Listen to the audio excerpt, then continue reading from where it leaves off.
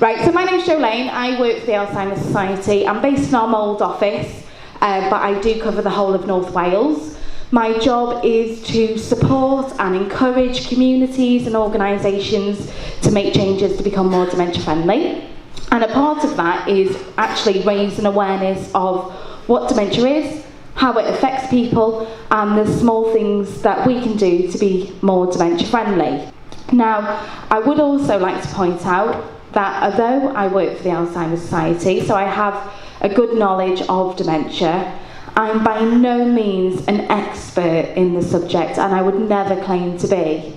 But at any point during the session, if you have any questions, then please feel free to shout out. I will try my best to answer, but if I don't know the answer, I will take it away and come back to you, because I want to make sure that you're getting the correct information.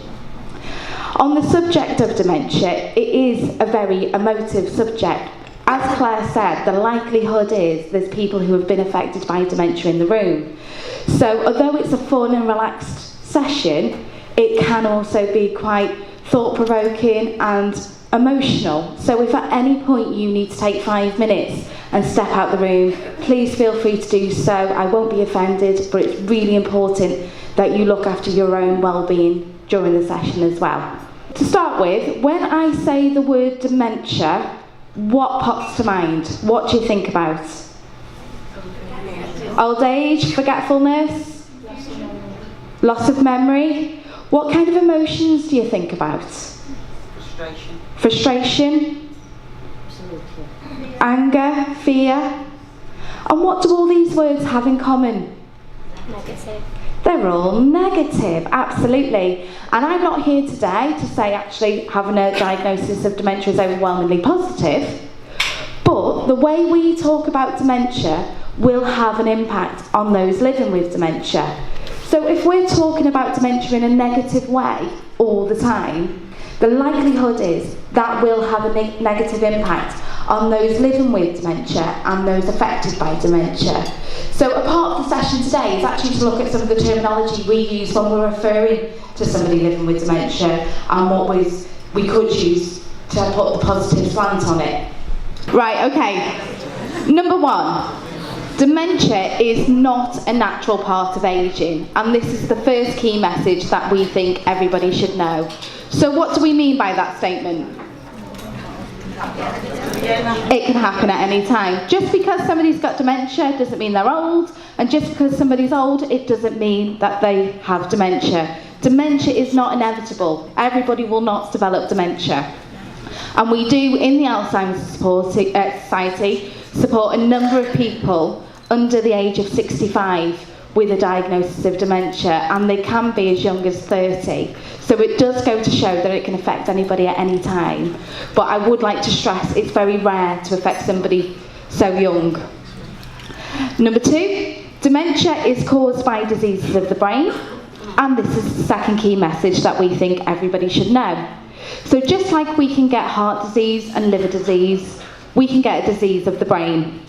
So if you imagine that your brain is a collection of fairy lights, and each fairy light represents a skill, a function, or a memory, when dementia strikes, it can affect any one of those lights and cause them to flicker, dimmer, or go out completely. And the order that will happen will be completely dependent on the individual. Because we're all made differently, and we all have different lifestyles and different skills and knowledge, dementia actually affects everybody differently. There's no standard way. It's not like I can say to you, if we follow A, B and C, then we know what's going to happen. Because we're all different, it affects everybody differently. Number three, one common type of dementia is Alzheimer's disease. Now, can anybody tell me what the difference is between dementia and Alzheimer's? Or if there is a difference? Anybody want to hazard a guess? Alzheimer's is one of the diseases that causes dementia. Absolutely. Dementia is the heading. It's the umbrella term. What dementia actually means is a collection of symptoms. And Alzheimer's is a form of dementia. It's one of the dementias that sits under that heading. Has anybody ever heard of any other types of dementias? Korsakoff dementia? Vascular dementia? Pick's disease, Lewy body dementia, frontal lobe dementia, Parkinson's related dementia, mixed dementia. How many different types of dementia do you reckon there are? 26 I had. Any advance on 26? 126. There's actually over 100 different types of dementias. So it goes to show there's actually quite a few of them. But the ones we hear most about within media is things like Alzheimer's, and it's because that's the most prevalent dementia. Mixed dementia is when somebody's living with two different types of dementias at the same time. So that's what my granddad was diagnosed with. He had mixed dementia. So he was living with Alzheimer's and vascular dementia at the same time. So it was affecting two different parts of his brain.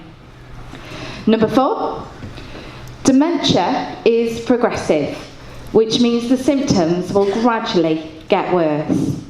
So all dementias are progressive. Unfortunately, there isn't a cure. Once somebody develops dementia, they will have dementia for life. So there's different types of progressions with dementia. So there's no cure for dementia, but there is medication out there that can help ease some of the symptoms and the progression rate. But do you think it's important that somebody knows what type of dementia they're living with? Yes? Yeah, and why is that?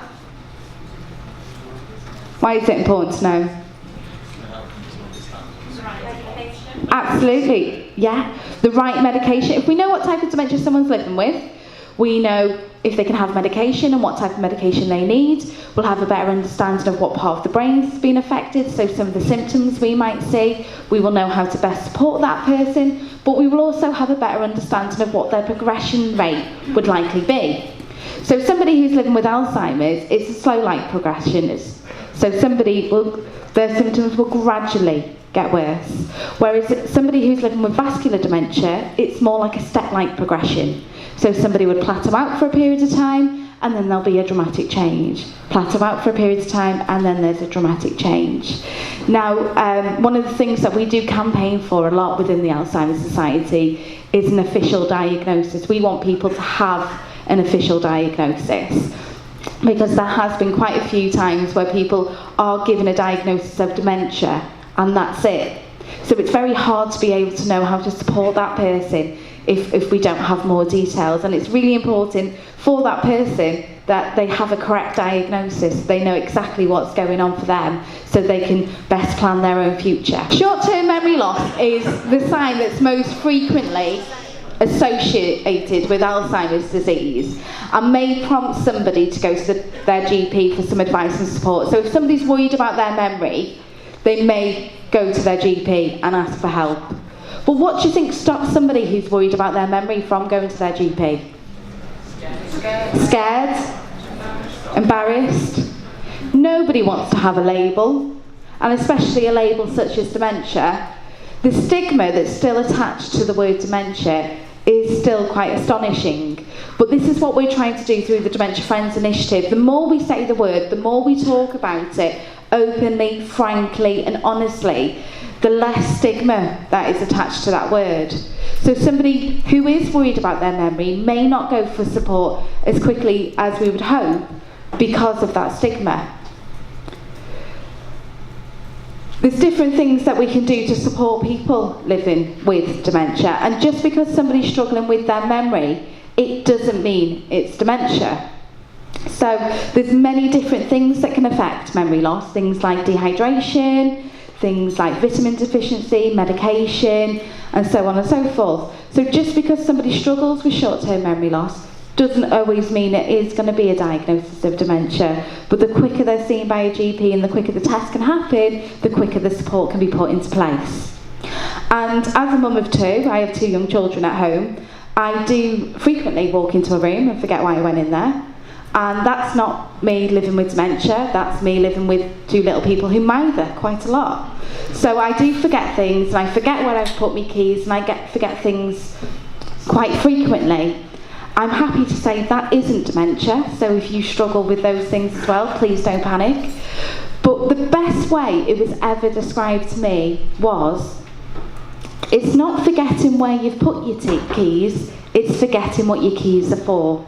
That's the difference between Forgetfulness, everyday forgetfulness that we all may struggle with from time to time, and a possible memory problem.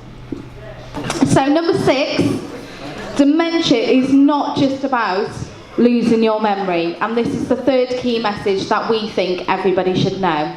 So thinking back to the fairy lights from earlier, and each light represents a skill, a function or a memory. When dementia strikes, it can affect any one of those. So what else could be affected by dementia? We've already spoken about memory loss, but what other things could be affected? Other people. Other people, absolutely. But what other functions of the body can be affected? What else? Mobility, absolutely. So motor skills can be affected. The ability to use knife and fork. We had speech, so communication may become difficult. Somebody may struggle to find the right word for the sentence, or may call a dog a horse. Sequencing can be affected, so things like the ability to get dressed in the morning may become difficult, knowing what order to put clothes on. And inhibition can change. So somebody who was quite quiet and shy before may suddenly become very loud and outspoken.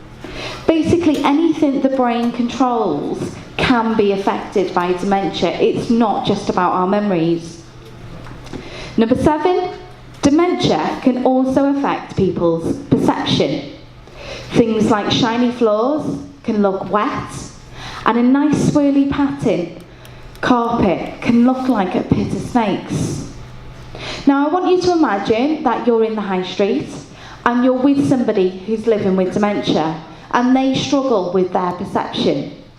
Now you go to walk into one of the shops, and generally the first thing you see when you walk into a shop is a nice big black mat to wipe your feet on. What could that look like to the person with dementia? A black hole. And if you're trying to urge that person through the door, what might they do? Struggle, panic, scream, fight, yeah? And how would you feel in that situation if everybody around you had a good old look, a few comments under the breath? Embarrassment, maybe even a little angry. How would that situation be different if everybody around you had a basic understanding of what dementia is? Now, I'm not saying at the end of the session I expect you to intervene in anything like that within your communities if you do come across it, but the whole point of the Dementia Friends session is having that understanding, the empathy and the patience to let people be able to deal with situations like that and to not judge while out and about. So number 8, people with dementia can still communicate effectively. So, as we've already discussed, people with dementia may struggle to find the right words for a sentence. But if we were having a one-to-one conversation with somebody living with dementia, how could we help with that communication process? What really simple things could we do to help with communication? Pictures is a fantastic way of communicating, and signage, if we're ever putting signage up, especially to make that room more dementia friendly, is to have the words as well as pictures on those signs. What else could we do? Things like body language. We communicate, so it's like 70% with body language. So if we're talking about something that's happy, make sure our face says it's happy. Things like slowing down the speed that we talk, but not dumbing down what we're saying, because we're still talking to very intelligent people. Eye contact, getting down to somebody's level. If somebody's sat down, make sure that we're sitting down next to them, and eye contact. There's lots of different ways in which we can communicate. And if somebody can't verbally communicate anymore, then we've had the suggestion of pictures, which is a brilliant one. But just because somebody can't verbally communicate anymore doesn't mean they can't read or write. So there are ways around it. Now, I like a random fact, and there is 2 random facts about the brain regarding dementia. The first fact is, there's 2 parts of the brain that generally aren't affected by dementia, or are the last to be affected by dementia. Now, the first part is the part that stores all our lyrical stuff. So anything we've learnt to a beat, to music, we tend to retain. So things like nursery rhymes, hymns, songs, things like that, we tend to keep hold of. So you may find that somebody with dementia can't form a sentence with you anymore, but can sing the whole of Edelweiss to you. And it's because it's two different parts of the brain. The part, the lyrical part is no longer speaking to the language part, so they're unable to use the words from the song in a sentence. The second part of the brain that is very rarely affected by dementia is the part of the brain that stores all our swear words. So you may find somebody with dementia becomes quite potty-mouthed, and it's not because they're being aggressive or being angry or anything like that. It's because they're the only words they have access to, so they start to use them more. Number 9, 1 in 14 people over 65 has dementia at any one time, which goes to show that dementia is more prevalent than we might think. So, in the UK, we have 850,000 people with a diagnosis of dementia. In Wales, we have 45,000, and in North Wales alone, we have just over 11,000. Number 10, it is possible to live well with dementia, and this is the 4th key message. So, people with dementia may still be able to work, drive, and have relationships. For how long for will be completely dependent on their personal circumstances. Living well with dementia will mean different things to different people. It's as simple as support. Number 11, there is more to a person than their dementia, and this is the 5th key message. So in the same way that we'd look at somebody with cancer or diabetes and see the person first, this is what we're trying to encourage people to do with those living with dementia. Sometimes we see the symptoms before we see the person. Number 12. Dementia Friends is about turning understanding into action. Now, after the session, you should also see on your tables that there's some badges, some Dementia Friends badges, which I hope you will wear with pride to show that you have a better understanding of what dementia is. So it could be wearing your badge for work, it could be posting a selfie on social media to say that you're now a Dementia Friend and encourage others to do so. It could be supporting PENAF to become a dementia-friendly organisation. The next stage is, I'm going to explain dementia to you how it was explained to me. And it's not medical or anything like that because I wouldn't be able to do it. But I want you to imagine that I'm an 80-year-old lady and I have dementia. Now on my right-hand side, there's a bookcase. Now this bookcase is a bit dodgy. It's not very well built. It's a bit wobbly. This bookcase is called the hippocampus, and it's the hippocampus part of my brain. And in the hippocampus, this is where we store all the facts, all the skills, all the memories that we've learned throughout our lives. So for example, on my top shelf will be my most recent memories, things like what I had for breakfast this morning, what I watched on television last night. By my shoulder will be all the memories from when I was in my 60s, so it might be things like my retirement party. By my knees, you're looking at all the memories from my 20s, so it could be the birth of my children and my wedding day. And down by my feet will be all my childhood memories, so things like my first day at school and my favourite teacher. This is the bookcase of me.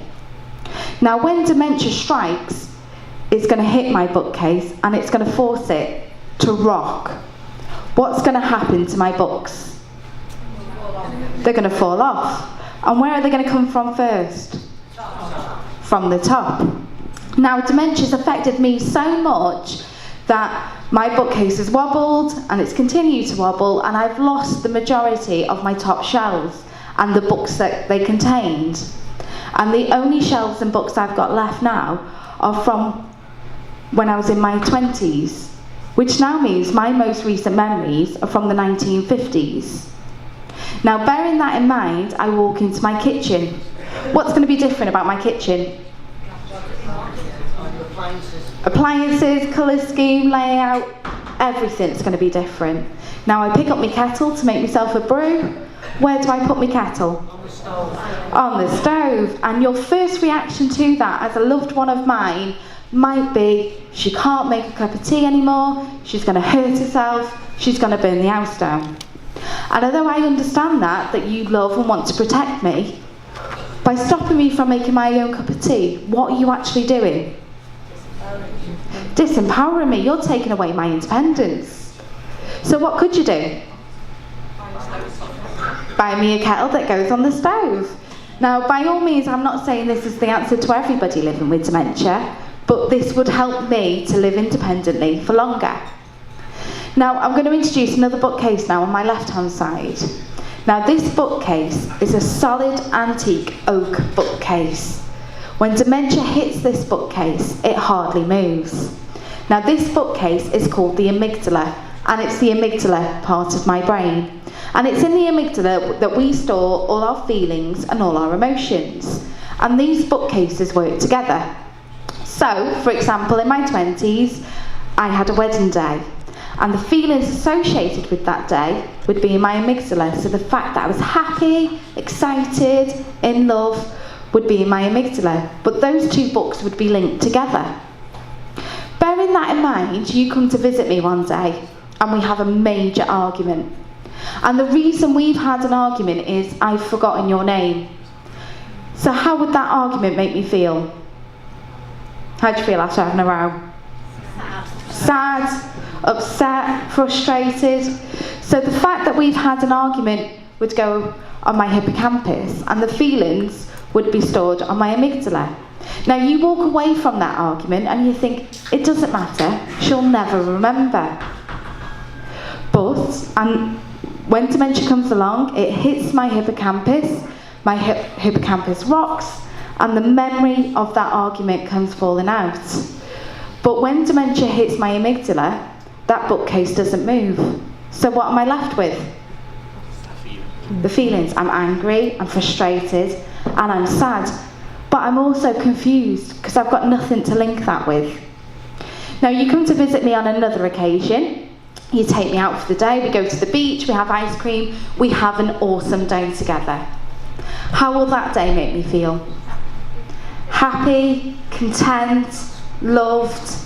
Now, you drop me off after that day out at home, we walk through the door, we take our coats off and we sit down. And the first thing I say to you is, we haven't been anywhere today. And again, you walk away from that thinking there's no point taking her anywhere, she never remembers. Now, I've already shown you that dementia's hit my hippocampus, my bookcase is rocked, and the memory of that day has come falling out. But what am I left with? I'm happy, I'm loved, and I'm secure. And this is why we encourage anybody who knows somebody living with dementia to continue to visit, to continue to go on days out, because I may not know where your face fits in my bookcase, but I will always remember the way you make me feel. Does that make sense? Yeah? Any questions at all? No?